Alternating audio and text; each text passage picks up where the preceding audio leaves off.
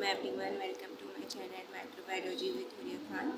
So today my lecture topic is typhoid. Epidemiology of typhoid means कि typhoid अगर हम देखें टाइफाइड फीवर क्यों होता है, किन जगहों में ज़्यादा होता है, इसकी वजूहात क्या होती हैं, ये सारी चीज़ें हम आज पढ़ेंगे। क्योंकि हमें पता है एपिडेमियोलॉजी की मीनिंग क्या होती है, उसकी डिफ़ाइन किस तरह करते हैं कि एपिडेमियोलॉजी वो स्टडी है जिसमें हम डिस्ट्रीब्यूशन और डिटर्मिनेंट्स को पढ़ते हैं, उनके बारे में। डिस्ट्रीब्यूशन मतलब कि किस तरह से डिस्ट्रीब्यूट हुई है, इट्स मीन ये कहाँ पर हुई, किस जगह हुई, किस वक्त हुई और कैसे हुई, ये सारे डिस्ट्रीब्यूशन में आ जाता है। और डिटर्मिनेंट्स मीन कि इसकी कॉजेज़ क्या हैं, किन वजूहात की वजह से हो रही है, ऐसी जो है कौन सी चीज़ें हमारे इन्वायरमेंट में जिसकी वजह से टाइफाइड फीवर, सैल्मोनेला टाइफाइड जिसको हम कहते हैं, वो होता है।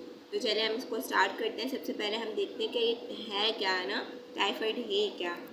सो infectious disease, it's infected disease, infection caused by Salmonella typhi. अच्छा, दो चीज़ें यहाँ पर आप थोड़ा सा इसको मेमोराइज़ कर लें कि हम डिज़ीज़ की बात करते हैं और इन्फेक्शन की बात करते हैं। Both are different. कभी समटाइम हम ऐसा करते हैं कि लेक्चर में दोनों चीज़ों का एक साथ बोल रहे होते हैं कि इन्फेक्शन क्या होता है, डिज़ीज़ क्या होती है। इन्फेक्शन जो होता है वो अगर किसी भी माइक्रो ऑर्गेनिज्म ने हमारी बॉडी पर अटैक किया है, ठीक है, अब उसके नतीजे में जो हो रहा है हमें, ठीक है, उसके जो रिएक्शंस सामने आ रहे हैं, जैसे फॉर एग्जांपल अगर कोई माइक्रो ऑर्गेनिज्म भी नहीं हो, अगर हम कोई ऐसी एंटीबायोटिक ले लेते हैं जिसकी वजह से जो हमारी बॉडी टॉलरेट नहीं कर पाती, तो उसकी वजह से भी क्या हो जाता है, उसको फिर हमारी स्किन पे निशान पड़ना शुरू हो जाते हैं, कोई एलर्जी हो जाती है।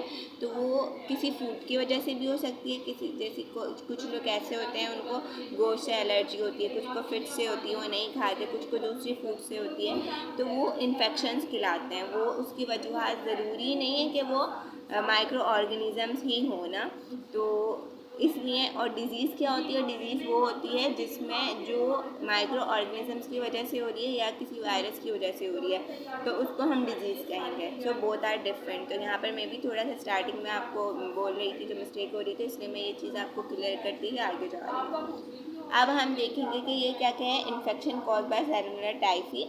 सैल्मोनेला टाइफी होता है क्या, सैल्मोनेला एक बैक्टीरिया है, ठीक है। सैल्मोनेला टाइफी एक बैक्टीरिया है जो कि ये टाइफाइड को कोज करवाता है, जो नॉन स्पोर फॉर्मिंग होता है, ग्राम नेगेटिव बैसिलाई यानी कि रोड शेप का होता है, और एरोबिक होता है। मींस एरोबिक और नॉन एरोबिक कौन से होता है, एरोबिक जो कि ऑक्सीजन को यूज़ करते हैं, नॉन एरोबिक या एनएरोबिक जो कि नहीं करते।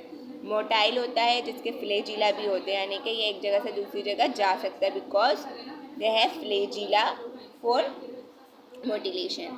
सो और क्या है, सैल्मोनेला करंटली कंप्राइज 2000 सीरोटाइप्स, और करंटली हम अगर इसकी देखें तो इसकी 2000 सीरोटाइप्स जो हैं सैल्मोनेला की।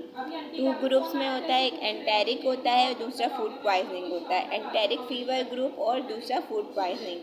एंटेरिक मतलब जो कि आपके एंटेरिक मतलब जो कि इंटेस्टाइन से रिलेटेड जितने भी आ जाते हैं ना, तो वो एंटेरिक कहलाते हैं। फूड पॉइजनिंग जो कि फूड की वजह से होता है, ठीक है, तो उसको भी ये कह रहे हैं। In past many deaths were due to typhoid fever worldwide. Now typhoid causes are mostly localize to developing countries. तो अगर हम देखें कि बहुत जगह जो सैल्मोनेला टाइफी है वो किस वजह से होता है कि वहाँ पर गंदगी होती है, मीन्स की सफाई नहीं होती। तो जाहिर सी बात है, अगर आप स्ट्रीट फूड देख लें, आप स्ट्रीट फूड खा लेते हैं तो आपको फूड पॉइजनिंग हो जाती है। तो हमें नहीं पता कि कौन से स्ट्रीट फूड पर जो सड़कों पे मिलते हैं उसमें कौन से माइक्रो ऑर्गेनिज्म बैठे हुए हैं, उसके अंदर चले गए, तो उसको खाते ही आपकी बॉडी उसको टॉलरेट नहीं कर पाती और फूड पॉइजनिंग हो जाती है। Now typhoid cases are mostly localize, ये मैं बता चुकी हूँ। People become ill and die and also can become colonized by Salmonella Typhi, resulting in being carriers and spread typhoid fever. और ये क्या लोग इससे क्या फिर हो जाते हैं, इल हो जाते हैं, बीमार हो जाते हैं, कुछ मर भी जाते हैं। जाहिर सी बात है, हमने देखा कि ये मोटाइल है, मतलब ये फ्लैजिला वाला है, तो एक से दूसरी जगह हमारी बॉडी में ट्रैवल कर सकता है और नुकसान पहुंचा सकता है, तो ये डेथ का कारण भी बन सकता है। तो अगर ये फीवर बहुत ज़्यादा हो गया तो इट्स मीन तो फिर क्या करवाएगा, ये डेथ को कॉज करवाता है। इसके बाद इसकी वैक्सीन, अगर हम इसकी वैक्सीन की बात करें, अभी हम टाइफाइड इसमें डिटेल में नहीं देखेंगे, इसमें हम सिर्फ टाइफाइड के बारे में यही देखेंगे कि एपिडेमियोलॉजिकली हम टाइफाइड को किस तरह स्टडी करते हैं। तो vaccine for typhoid because of high infectivity and significant disease burden typhoid fever constitute a major global health problem.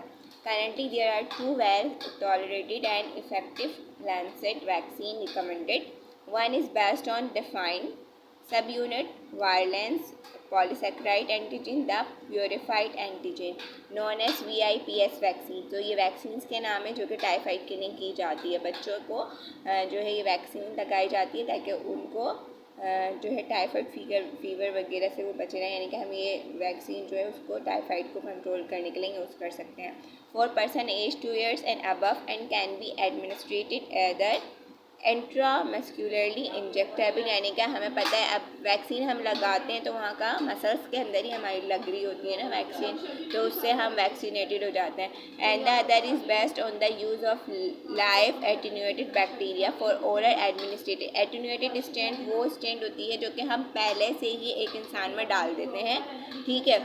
तो अगर आपने हिस्ट्री पढ़ी होगी माइक्रोबायोलॉजी में तो आपको पता चलेगा कि टाइफाइड फीवर को किस तरह से उसके पता लगाया गया और उसको किस तरह से टेस्ट किया गया ना। तो वो अगर आप हिस्ट्री देखेंगे तो हिस्ट्री से आपको ये अंदाज़ा हो जाएगा कि एटीन्यूएटेड बैक्टीरिया किसको कह रहे हैं या एटीन्यूएटेड स्टेंट होती क्या है।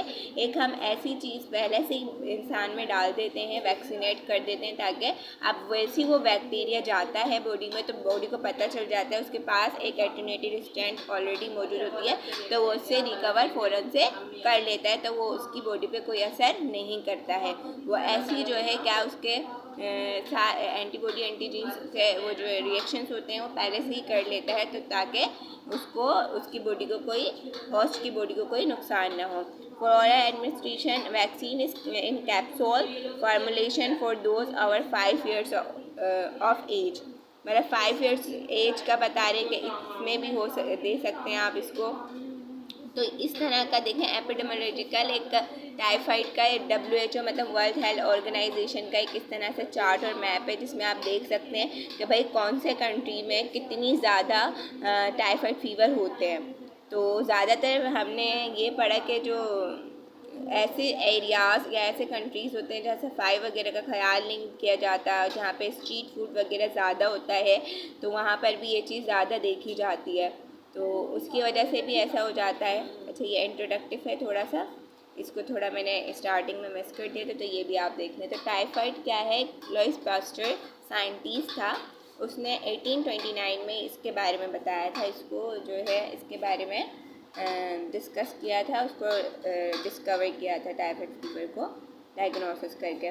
टाइफाइड फीवर मतलब होता है स्मोक। टाइफाइड क्या है, ये टाइफस लाइक मतलब स्मोक लाइक, तो ये टाइफस फीवर क्या है, स्मोक टाइप है। तो मतलब इसकी मीनिंग बता रहे कि कहाँ से ये वर्ड निकला है।